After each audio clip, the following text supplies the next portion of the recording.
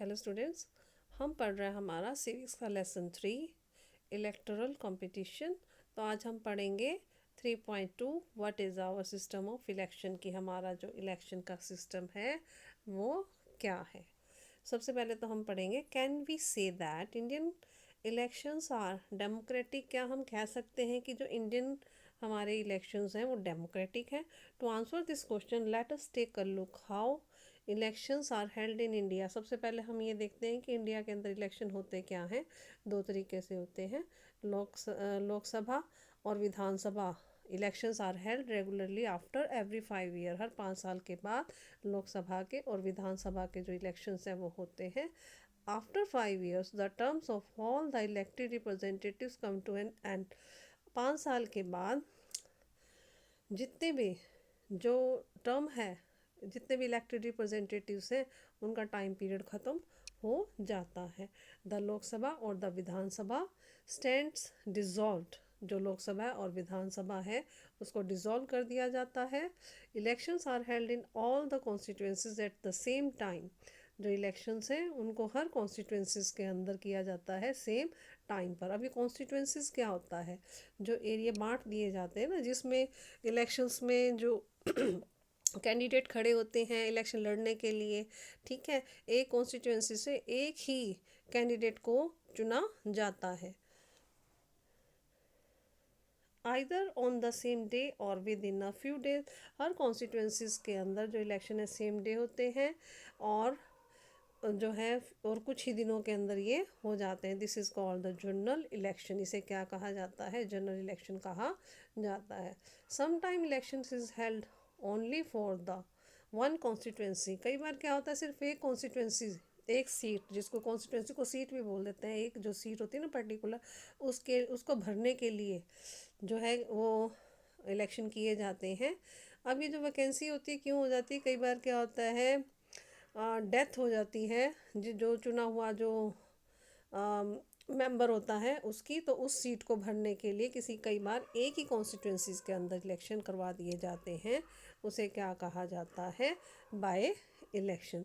तो यहाँ पे आपकी दो दो तरह के इलेक्शन आपको बताए गए। एक तो यहाँ बताया गया है जनरल इलेक्शन और एक बताया है आपको बाय इलेक्शन। अब है इलेक्टोरल कॉन्स्टिट्यूंसीज। अब इलेक्टोरल कॉन्स्टिट्यूंसीज क्या होती हैं? यहाँ पे कॉन्स्टिट्यूंसी वर्ड आया था, अब इसको यहाँ पे डिफाइन किया गया है कि चुनावी कॉन्स्टिट्यूंसी किसको कहा गया है। You read about the people of Haryana electing 90 MLAs। अब तुमने सुना होगा हरियाणा के लोगों के बारे में, जैसे कि 90 MLAs को चुना गया है। You may have wondered how they did that. तुम हैरान होगी कि ऐसा किस प्रकार से किया गया है। Did every person in Haryana vote for all 90 MLAs। क्या हर व्यक्ति जो है MLA का, उसने इन 90 MLAs के लिए वोट किया है? You perhaps know that this is not the case. ऐसा नहीं होता, जैसा कि तुम्हें पता है ऐसा ही किसी केस में नहीं होता। In our country we follow an area based system of representation. हमारे देश के अंदर एरिया बेस्ड सिस्टम जो है वो फॉलो किया जाता है रिप्रेजेंटेशन करने के लिए। अब हमें रिप्रेजेंटेटिव्स को चुनना है तो उसे एरिया बेस्ड सिस्टम के अकॉर्डिंग ही चुना जाता है। The country is divided into different areas for purposes of election। जो कंट्री है उसे अलग अलग एरियाज़ के अंदर जो है डिवाइड कर दिया जाता है इलेक्शन के पर्पज़ से, इलेक्शन करवाने के लिए। These areas are called electoral constituencies. इन एरिया को कहा जाता है electoral constituency.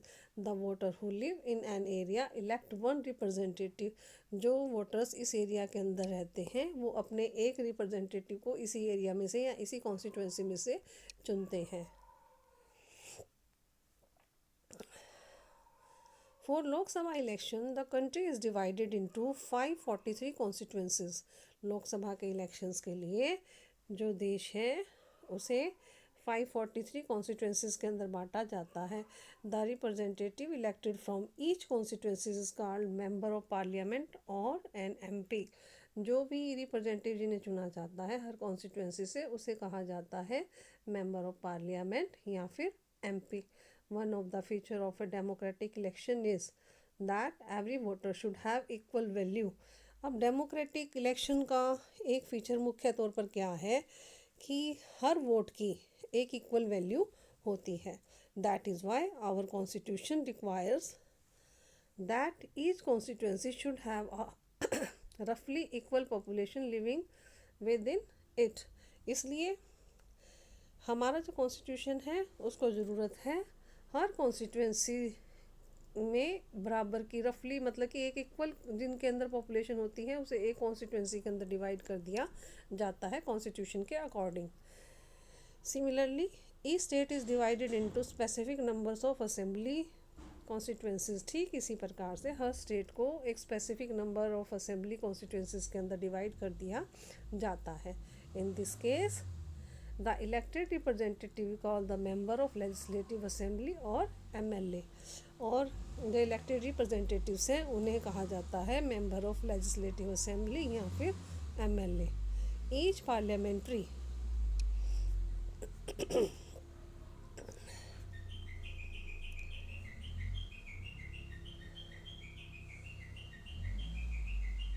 Each parliamentary constituency has within its several assembly constituency.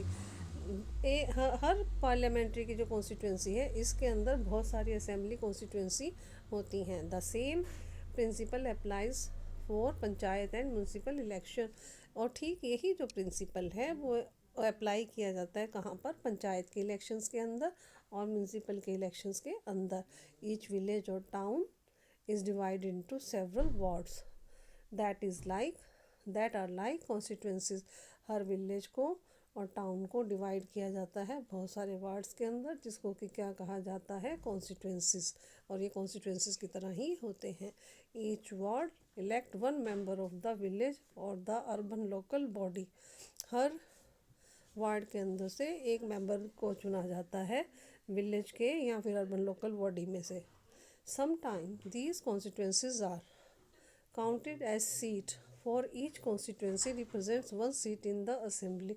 कई बार इन कॉन्स्टिट्यूंसीज को काउंट किया जाता है सीट के तौर पर, सीट कह दिया जाता है इनको, और हर कॉन्स्टिट्यूंसी जो है वो रिप्रेजेंट करती है वन सीट असेंबली के अंदर.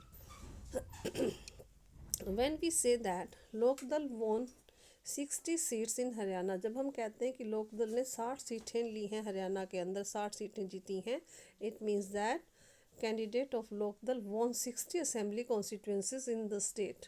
इसका अर्थ क्या है कि जो लोकदल है उसके जो कैंडिडेट हैं उन्होंने 60 असेंबली कॉन्स्टिट्यूंसीज पर जीत हासिल की है स्टेट के अंदर, मतलब 60 जगहों पर उन्होंने जीत हासिल की है. And thus Lokdal had 60 MLA in state assembly. और इस प्रकार से जो लोकदल है उसके 60 MLA होते हैं स्टेट असेंबली के अंदर.